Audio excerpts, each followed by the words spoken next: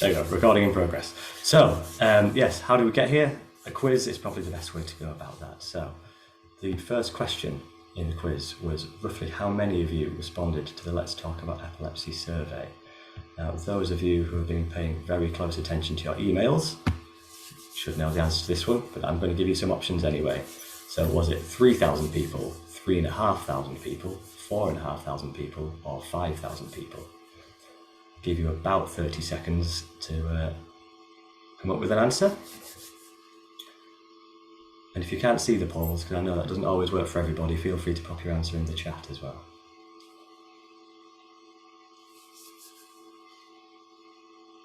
Give you a few more seconds.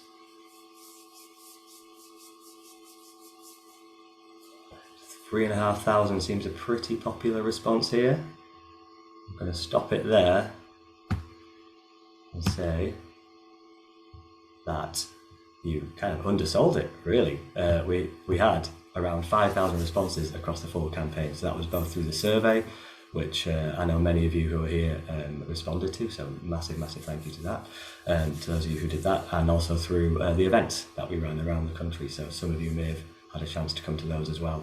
We had events in Bristol, Belfast, Cardiff, Leeds, London and Manchester, and also one online. So everyone had a chance to get that saying. We heard so much about all the different experiences of epilepsy around the country, and that is fundamentally what this strategy is based on. Moving on to what was actually in the survey. So what percentage of you told us that there was actually positives to life with epilepsy? And what was that question? Was it 5%, 24%, 32% or 49%? It's not going to let me launch that one. Let me just end that previous one. There we go. Some feedback. Yeah. Someone just messaged me this feedback. It's wondering why I don't know. Okay.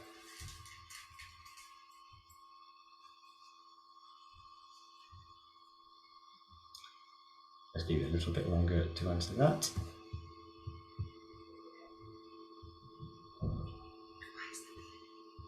I'm not sure. If it was muted, there shouldn't be. Odd. Okay, just investigating some potential feedback problems there. Apologies if you can't hear any. Okay, so we're up to 58 of the 66 of you have answered that one, and the most popular answer was 24%. I'll share my results. There you go. The correct answer was 31%, and I actually mistyped 32. So that shows how well these Zoom polls work. But yes, roughly 30% of you told us that there were positives to life with epilepsy.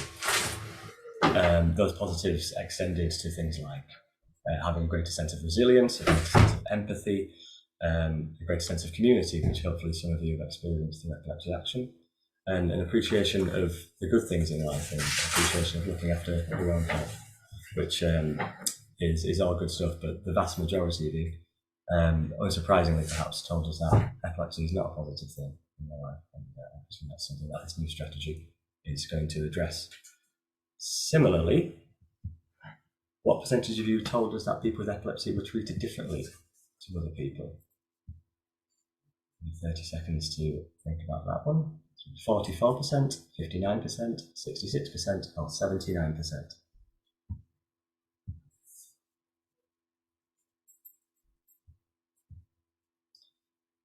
It seems to be only one person has picked up on that feedback then.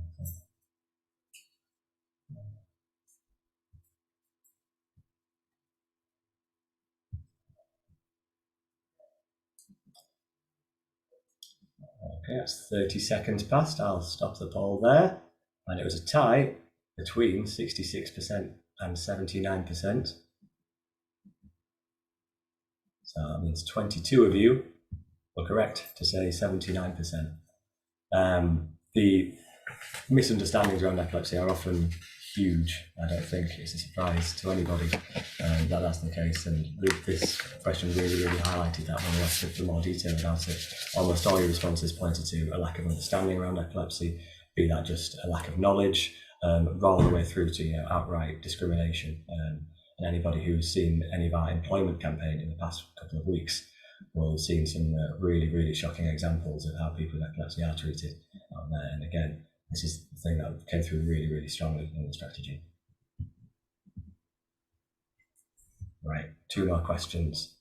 There are no prizes, by the way, at the end of this quiz. If you've got all 3 right so far, I'm sorry to say, you just have to reward yourself with a pat on the back. Question 4. So we asked if you could educate the public about one thing to do with epilepsy, what would it be? We received a lot of answers to this one. What do you think the most popular answer was? Was it first aid, the basics of epilepsy, different seizure types, or the fact that anybody could have epilepsy?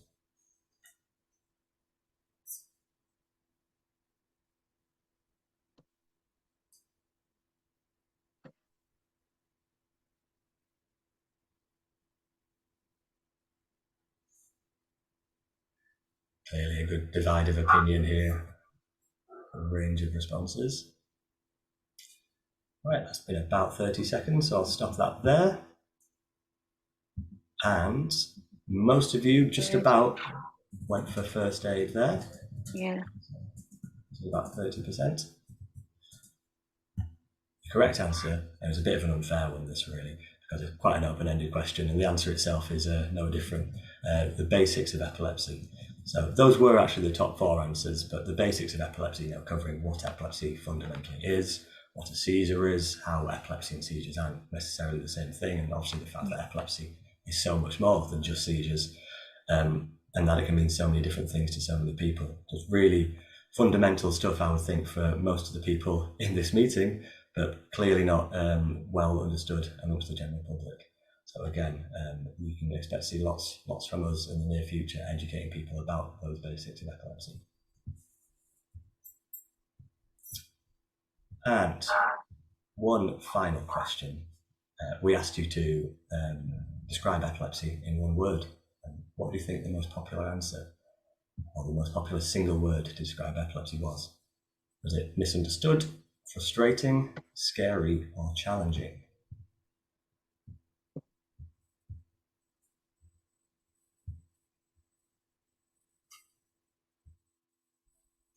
Just muting everybody, but I think we're getting something through there.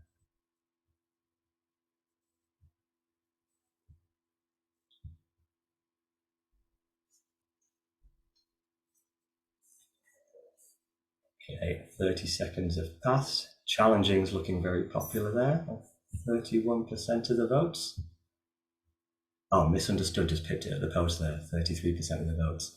But the most popular word was, and I'm about to show you a page from the new strategy document, which you can see later this week. So you're amongst the very first people to see this.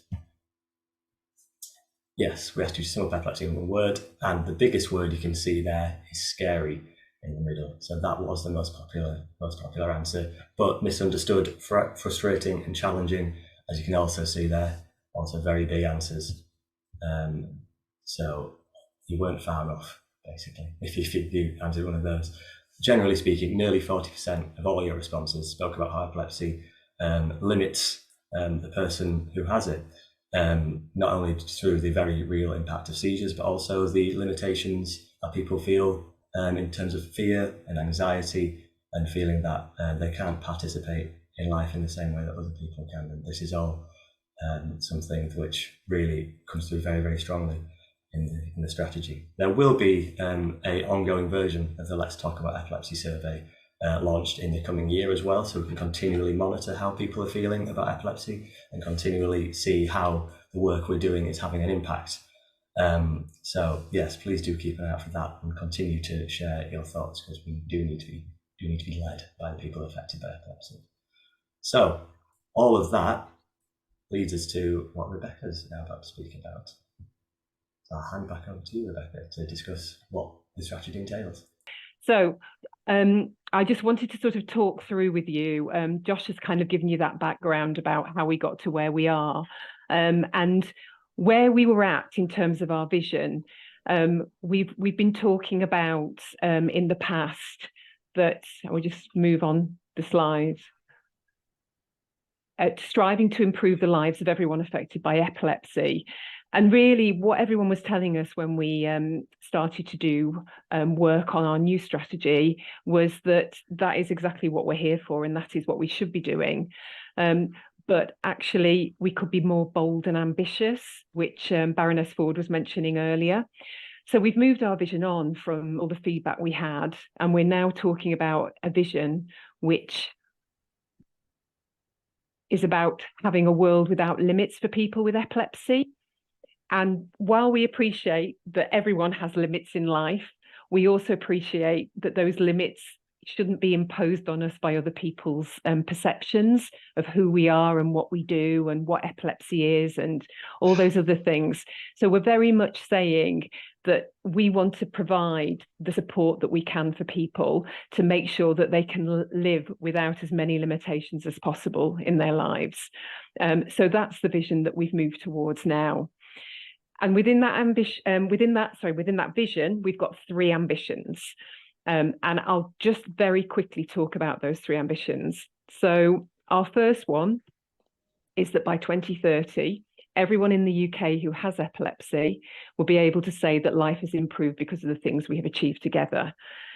And this is very much about how we take the services we currently offer and the services that we could potentially offer and expand those so that they meet the needs of people who are either starting out on their journey with epilepsy or have lived with epilepsy for a period of time, and making sure that those services are available for everyone that needs them.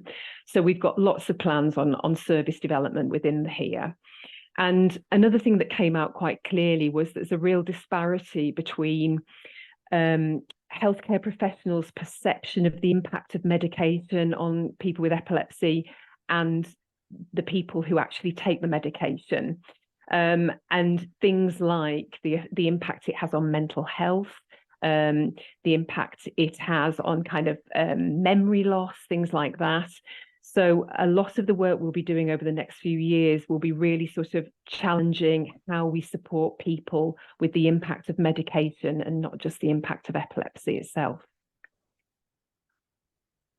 Our second big ambition is that by 2030, everyone in the UK will understand what epilepsy is and how they can support people who live with epilepsy.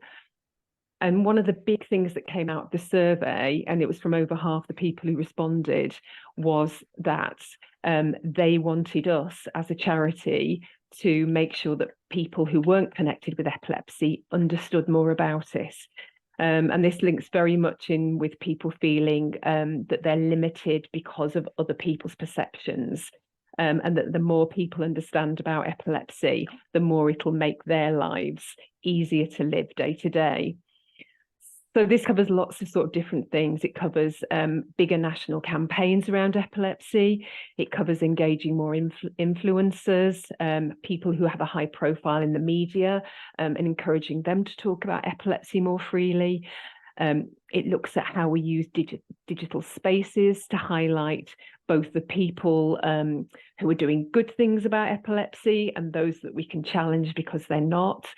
And there's a lot of focus on employers and training people in the workplace to understand what epilepsy is and how they can support people who both want to work who have epilepsy, but also who want to use public spaces, public services, to make sure that they have the best possible experience.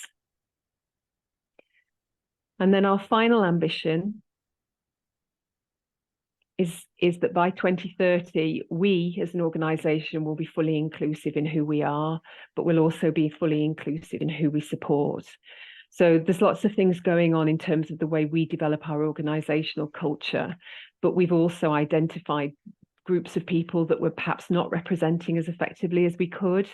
And some of those include ethnic community groups that we're not reaching, older people. Also, we find that men don't necessarily access our services in the same way as women do.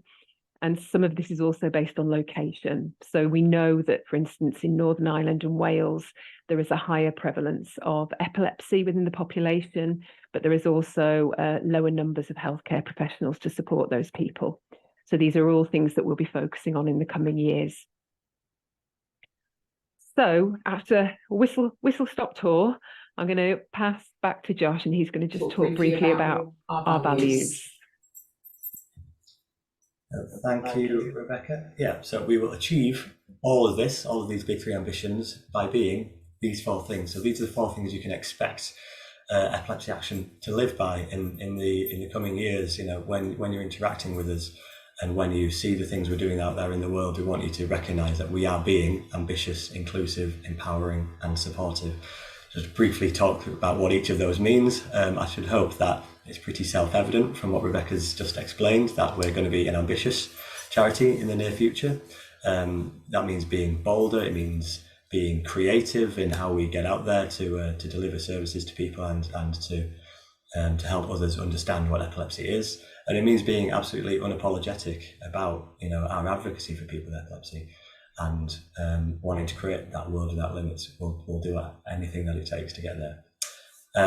Inclusive, I think Rebecca's just summed that up really nicely. I'm not sure there's that much more to say about that. We just need to be there for absolutely everybody affected by epilepsy. In terms of empowering, obviously, as we've just established, this strategy has been totally led by you, and we need that to continue. People with epilepsy have to be in control of creating the world and the life that they want to see, and you're going to be in charge of us getting there. That said, we're also really going to be supportive. We want to empower people with epilepsy, but we're also going to be there to help them get to that point where they feel empowered, where they feel informed, and that they are able to lead that creation of a world without limits. So there's just a quick summary of everything that we've just spoken about. And I'll now quickly run through how you can help us to realise this vision and our big three ambitions. So the things that you can do after today, if you're feeling enthused, you're feeling excited to get going, you can volunteer. So volunteering can be, so I'm sure some of you might be volunteers here. It could be as big as running a talk and support group in your local area for people with epilepsy. It could be as little as signing up to a new thing that we've recently established called the Action Team. That's people who just do little tasks to support people with epilepsy. It could be as simple as sharing something on social media. You can give up just a tiny little bit of time, and it could have an absolutely huge difference to people affected by epilepsy. So yeah, head to epilepsy.org.uk/volunteer if you're interested in that. Likewise, fundraising doesn't have to be running a marathon, doesn't have to be anything huge. One of the fundraising campaigns we ran quite recently was about reading, you know, and I'm always happy to read. So anything that anybody can do to get involved in fundraising and help us raise the funds that we're going to need to get to that world without limits, then please do have a look there, and there's bound to be something for everybody. Spreading the word, obviously we've mentioned there about helping the wider public understand epilepsy, and no one's going to be better at explaining that than the people affected by epilepsy themselves. So we need people who can speak openly and honestly about epilepsy. So again, if you're interested in supporting our work in the media in any way, then please do get in touch, because we really, really would like to hear from you. And finally, perhaps the most obvious one is to donate. I'm sure, again, lots of you already very generously give to Epilepsy Action.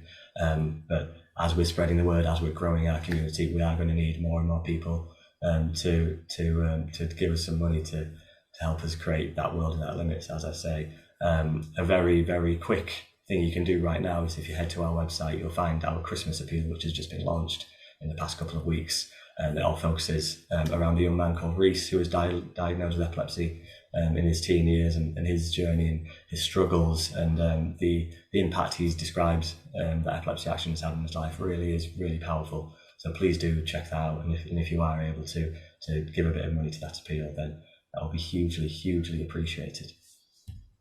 I'm going to stop sharing my screen now.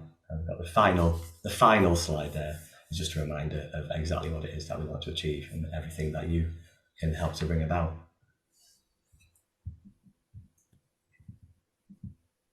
Thank you, Josh. So just to let you know, and I've been looking at a couple of questions popping up. So one of the questions was about resources for employers. What there is behind this very brief strategy that you've seen is a 40-page document, which goes into much more detail. And you'll see in there that one of our goals focuses on the training and development of employers. And if you go to our website, you'll see how we've started to create resources for employers already. So a lot of things have already begun, but are really going to sort of become something bigger and more widespread as the time goes on within this strategy.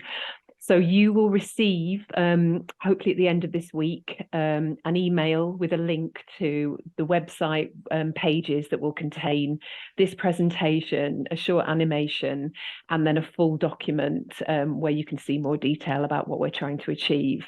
And hopefully, I suppose my big plea to you all is share it, share it with as many people as possible, because we want people to understand what we're trying to achieve, and we won't do that unless people sort of buy into the whole idea. So thank you very much for joining us. If there were any questions, we will either respond to them on here as we're finishing, or as I say, you'll be getting an email. So just reply to the email and we'll respond to it then. And I suppose finally, I just wanted to say a very big thank you to Baroness Ford for joining us today and helping us launch our new strategy. So thank you to everyone involved.